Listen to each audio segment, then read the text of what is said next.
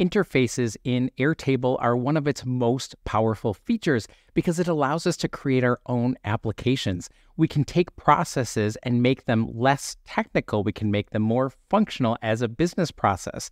We've worked with so many clients who have said, hey, when we're looking at this grid view and we're trying to manage our accounts, this is too much information. We want to make it easier for our users. And that's where interfaces really comes in handy. Now, there aren't a lot of resources out there that help you build an interface from end to end. There's some videos that talk about how to add elements to a screen, but we really want to focus on the business use case and how we can take that and transform it into an interface. This video might be a little bit longer, so we'll add some timestamps so you can jump around if you need to. Hi, I'm Dan Lehman from AutomationHelpers.com, and we help businesses like yours get up and running on Airtable. The use case that we're going to cover is a customer success team who is responsible for account management and the upcoming renewals for that account.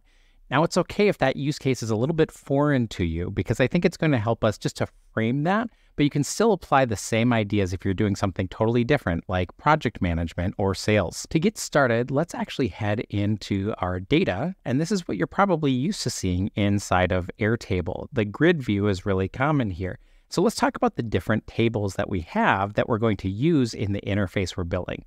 First off, we have our accounts. These are going to be the core records representing the companies or organizations that we're doing business with. And I do want to say right off the bat that I don't have all of the data fleshed out for everything. So you're going to see some gaps and things here, but I think this is still going to be helpful for you to understand how this data is related. We're going to skip over contacts, but we are going to track the activities for the account. And the activities will be meetings, phone calls, or emails, all of the interactions that we have with our account because we want to see how often have we interacted with them. Are we on good terms? Do we have a good relationship with them? So typically this would be information that exists in the system. One of the things that we do for our clients is that we sync all this information over. So we sync over emails and we log phone calls automatically. So it's not up to users to manually log all of that information. But just imagine that we have all of these different activity records inside of the system that we're going to pay attention to.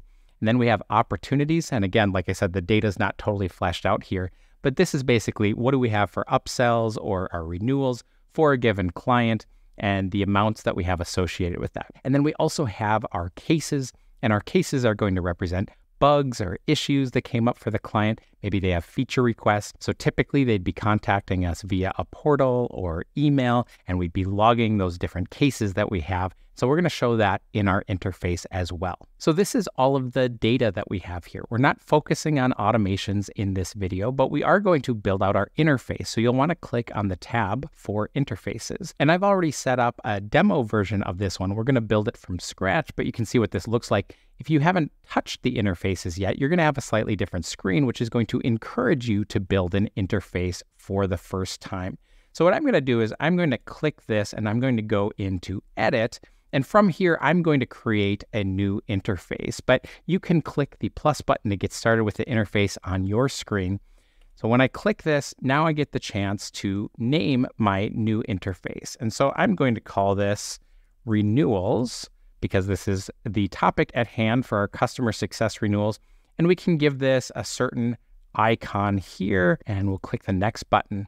And this is where we get to see different layouts that we could choose from. So we've got lists and galleries, calendars, timelines. They've got several interesting ones of dashboards, forms, record reviews. And I'd really recommend that if you get a chance to take a look through these because I think it's always helpful to get an idea of what this could look like. However, I will say this.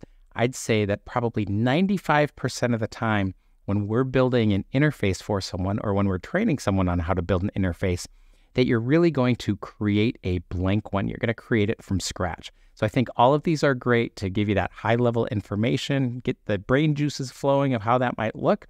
But then a blank one is going to give you a little bit more flexibility to add all the different kinds of elements on the screen that you need. So let's go ahead and click Finish here. And this is going to open up that blank screen. You can see I have this other interface over here called Demo. And this is the new one that I'm working on called Renewals. And at this point, this is untitled. So let's go ahead and give a title to this. And let's just call it Upcoming Renewals. Or actually, maybe I just want to call this Renewals Dashboard. That would be another option for it. kind of like that. Let's call it renewals dashboard. Okay, and we can add different pages here, and we'll get into that in a moment as well. And then here's kind of your blank canvas. You're starting from scratch. And I think this is the part that's a little bit intimidating for people because you suddenly see all of these different options to choose from. But this is why we're starting with this example today for customer success. So the first thing that I want to do is I want to add a record picker to the screen because we're going to say that this screen is good for one account at a time. We're not going to show all of the accounts. Think of this as a dashboard that shows information from one account. So in order to find that one account, we're going to add a record picker. And when I click, you can see that we have different areas to drag this to. We can make this more full width or we can make it more narrow here. And then we've got this upper header location and we've got kind of the main body of the screen. And I think since this is the high level information that we're picking this, we're going to add this up to the header here. And this is where we now can see that we can click and drop down and see the different accounts that we have. One thing that I'll say that's really nice about this as we're working on this is that you've got the ability to go from this builder view where we're actually dragging and adding the things that we need. And then we can also toggle on our preview to see what this is going to actually look like when our users are interacting with it. So that's nice that we don't really have to do a lot to change that. When we're actually ready to go and push it out to our users, that's when we're going to publish it. But for now, we'll just kind of use that preview mode to help us out. Now, as we're in here, we can change the width of this. So this looks kind of silly if we have this entirely full width here. So I'm going to drag this over a little bit so it only takes up a chunk of the screen with our accounts. Now from here, I want to add some additional information about that account that we've now chosen. So you can see that before we had all elements, and we can still choose from those elements as well if we scroll down here, but now we have the accounts from the record picker. So that means that the elements we're showing are going to be those fields, that information that's relevant to that particular account. So let's go ahead and add some of these fields. I'm going to add the renewal date, and I'm going to click and I'll drag that up there. Again, we'll make that a little bit smaller because we're going to add a couple of these. And next we want our days until renewal. So we'll add that as well. And we also want to have the customer health of that account. So we can have that nice and front and center here. All right, so that is looking okay. However, from a display perspective, this is the most important information. So I want to accentuate this a little bit. And I'm going to do that by clicking on the appearance here for that element. And instead of the default size, I'm going to change that to large. I'm actually going to do that for all three of these, just to give that a little bit more intense of a feel. Yeah, I think that looks a little bit better. And so you'll notice now that we can toggle that between different accounts. And I haven't fleshed out the data for all of that. But if I click on Asopoly here, then that's going to now reflect that and update that data. So this is all contextual based on that account picker that we have to start with. Next, I want to add the dollar amount that we're going to renew, because this is the most important thing about our renewal is how big is this deal that we are now renewing. So I'm going to come into my all elements here, and we're going to search for the number element. We're going to drag that to the screen. We're going to have this be nice and big. And right now it just says count 1. So we have to get that information more contextualized, but I do like that it's nice and large on the screen. So if we look at the data here, we can see that this is using the accounts record picker as the source. And that is what we want because we want it to come from BearPaw Solutions, but we don't want it to come from the primary contact. That was the default. Instead, we want it to come from the opportunities that we have. And at this point, counting the number of opportunities, there are 2 opportunities. There's one for the renewal and one for the upsell. The count isn't that useful to us. So it's important that we change this. Instead of going from record count, we're going to go to field summary. And that field is where we can choose now amount. And for the summary type, we're going to change that summary type to sum because we're going to sum the value of those opportunities. A brand new feature just dropped. We made a video on it about how we have better number formatting. So in the past, it would be 285000, and that was ridiculous. Now we have the ability to add the K, which I love, or we can change the decimal formatting how we want to. So I think this works great for our dashboard to have that K display instead of all of the numbers here. And then on the appearance, let's change this a little bit. I'm going to make this be light green because it's revenue oriented. I like the way that looks. Let's make that just a little bit smaller here. And next we'll add a button to all of this. So we'll search for a button, and a button is one of my absolute favorite elements that we have to choose from because I think it's so powerful. I mean, buttons are how we interact between applications and how we navigate. So I think you'll find this really useful. And in the button, we have a number of different actions that we can use. And I love the variety that Airtable has been introducing of different things that we can do. Now, I'll tell you right off the bat that there are 3 things that I do most often when I'm building an interface and using buttons. One is that we can go to an external URL. This is really simple. If we have something where we say, oh, they have to fill out this form, great. Click on this button, go to that form, go to that Google Doc. You just want to drop in a URL and be able to go there. Awesome. You can use a URL, which we statically would input into that. But then the other thing that we can do is that we can go to a URL in the record. And the difference between this is if I do external URL, you're just typing in a value here, and that value stays the same across all of your different accounts. But if we go to a URL in record, we can concatenate that information to send it to a unique location for each account. So I use this one all of the time here. And what we're going to do is the field I'm going to choose from is going to be phone webhook. I'm not going to show you the full process in this video, but if you've ever used Make before or maybe use Zapier, you can have webhooks and you can have Airtable call that webhook. So you can say, click a button. When I click this, I want it to basically kick off my Make or my Zapier scenario, and then we do something else. And so one of the things we've done a lot is be able to actually log external phone calls. So we have it kick off that process, and then it makes a call, it opens up the dialer, and that's how we log that information back into the system. So given how communications oriented the CSM job is, we're going to make this a button to give a phone call. The other one I talked about, I mentioned 3. The other feature that we use a lot here is being able to run an automation. So you've probably built tons of automations, and being able to have a button that initiates that automation is really powerful as well. So those are the 3 that I use most frequently, but let's keep going with this. So we told it to go to that phone webhook, and we're going to change the appearance. I'm going to make this blue, and then we're going to just give this a label, and we'll say phone client, and that'll be this nice button that we can click here. And in fact, if I preview this and I were to click it, this actually triggers it inside of Make. So it would open up the phone dialer and we'd be able to make that call, but this accepted shows that that webhook worked. So we can pass information from the record to that. I love it. It's really powerful how much we can do with webhooks and with those Airtable buttons. Okay, so if I go back in and I'm going to edit this again, just to keep going, let's actually change the width of this a little bit. Let's have this go maybe halfway, and then we'll have the button go halfway. So it'll be nice and big here. And one of the things now that we've got this little section going on here is I'm going to actually change this maybe to blue and just give it a little bit of visual differentiation. So again, if I come in and I preview this, this helps give us a little bit of a difference there. So we'll phone the client. And then the next thing we want to do is start to add some charts to our screen because we want to have information about our actual renewal. And so we're going to show them information about those activities that we have. What phone calls, what emails, what meetings did we have? So I think we're going to do a chart, and then we'll do a grid as well.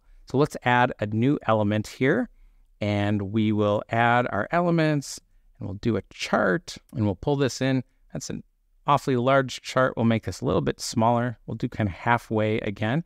When we click on the chart, let's choose from our data. So remember, before this defaulted to primary contact. In this case, we're going to use our activities. And I think I'm fine keeping this as a bar chart. Let me close out of add element here. So this is defaulting, I think, to our status fields here, in progress and accepted. So we can change that if we come down here, the x-axis instead of status. I want to be able to pull from the type. Was it a meeting? Was it a phone call? What information? There we go. So that looks great that we have this information. This already contextualizes it to that specific account. So again, if we change this to Aesopoli, which has no records, none of that displays here. So that's only going to show those activity records for that account picker here. Now let's go ahead and add in the activities themselves, because this is a nice summary, but we probably want to see what did we talk about in those activities. So I'm going to come in and I'm going to go to in the accounts. I'll search for my activities. Let's do this as a list. We'll plop that in here and we can change which fields we need. So I probably don't need the created field or the assignee. I don't think I need that as well.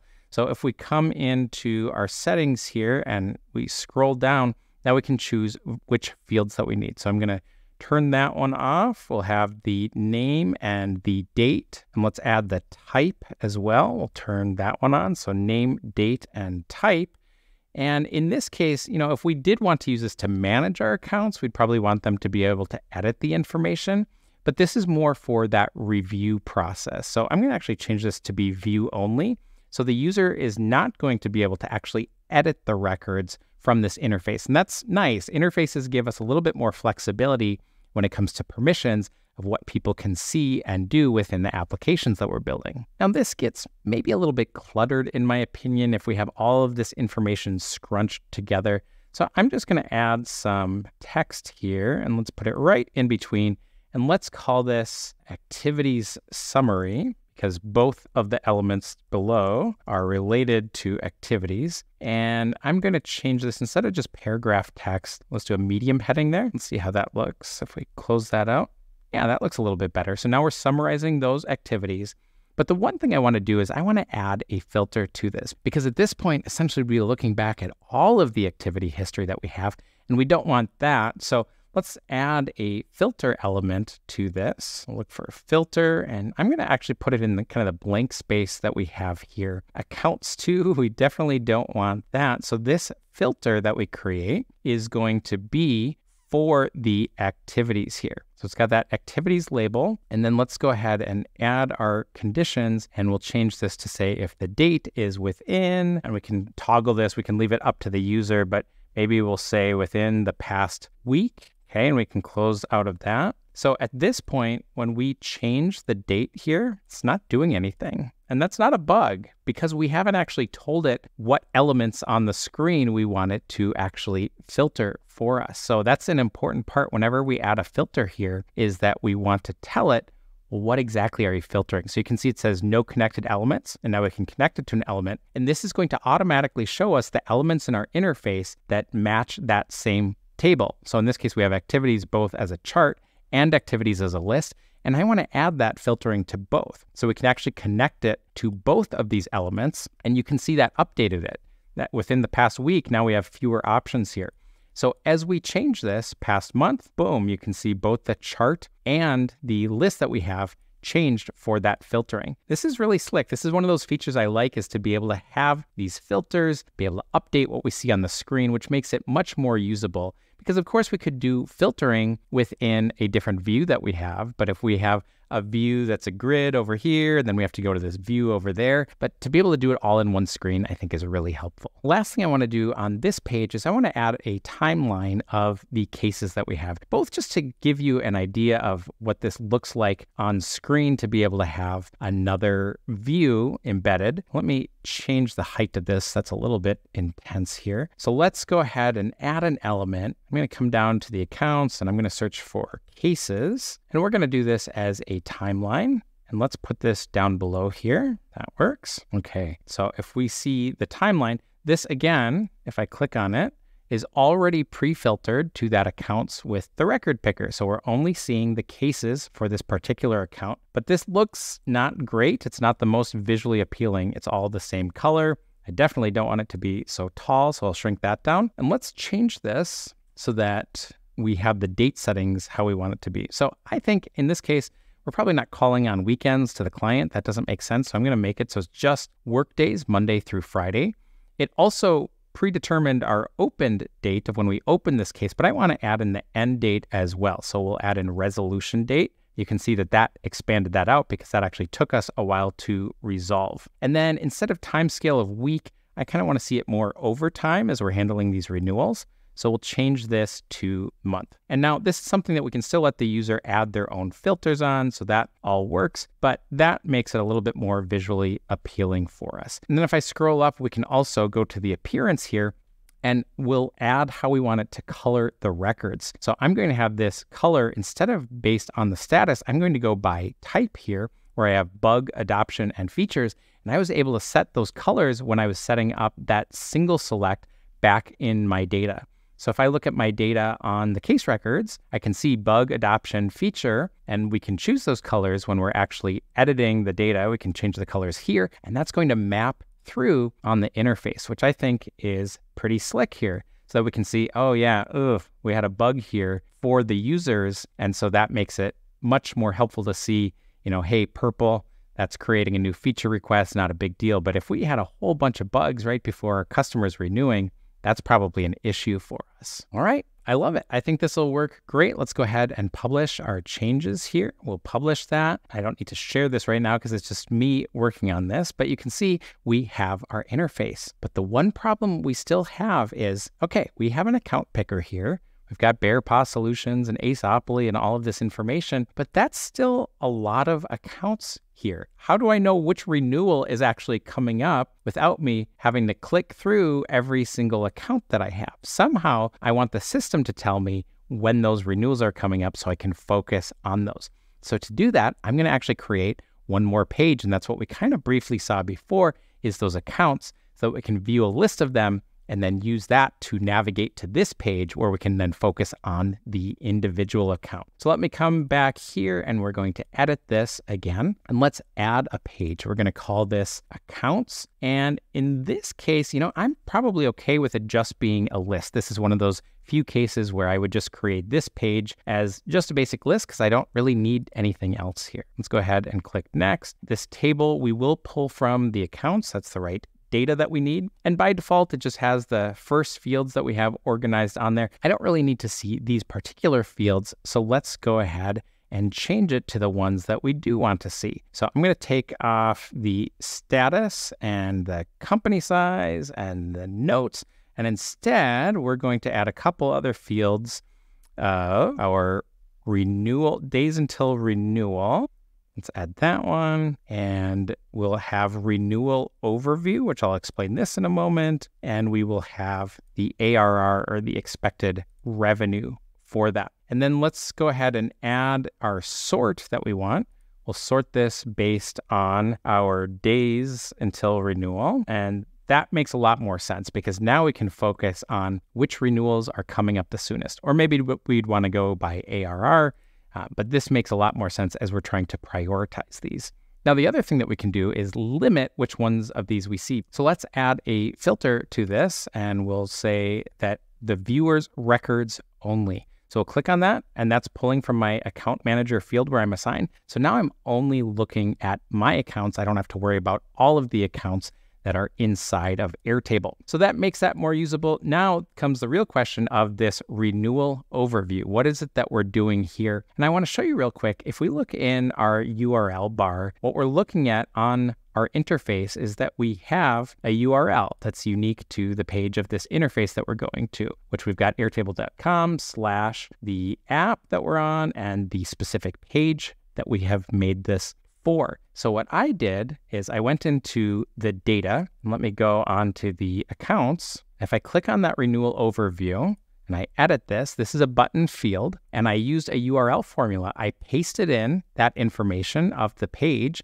and then I concatenated the record ID, or the unique identifier for that account in the application. And by concatenating that all together, what that does is that gives me a unique link that's going to take us to the right page. This is really slick. So now when I come into my accounts, I can click on the particular unique link, and it's going to take me to that page pre-filtered for Aceopoly. Now it's funny because I hard-coded this in, and this is going to my interface that I had previously created before this. So I need to update the links in order for that to work properly here. But let's just go ahead and edit this. So that works for our accounts there. The other thing that we could do is we could have in our renewals dashboard. Right now we're looking at all of those accounts again. So this is where we could also change the filter on here to only have it for the viewers records only, which then again gives us that subset of records that we're looking at. And then in order to make this go live, obviously we'd have to fix the links here for the renewal, but we can publish this and this is now ready to go live. So we've got our accounts and we've got our renewals dashboard. We've got all the information that we're looking at. I hope that was helpful for you to see how we can build an interface from end to end, from the business concept, the tables of the data that we need, and actually implement that interface. This is something that our team's really passionate about. We're probably building a dozen of these interfaces a week for our different clients that we have. If you have any questions on getting started, we'd be happy to work with you too. We're offering free 30-minute consultations, so you can always reach out to automationhelpers.com, and we'd love to help you with your Airtable project.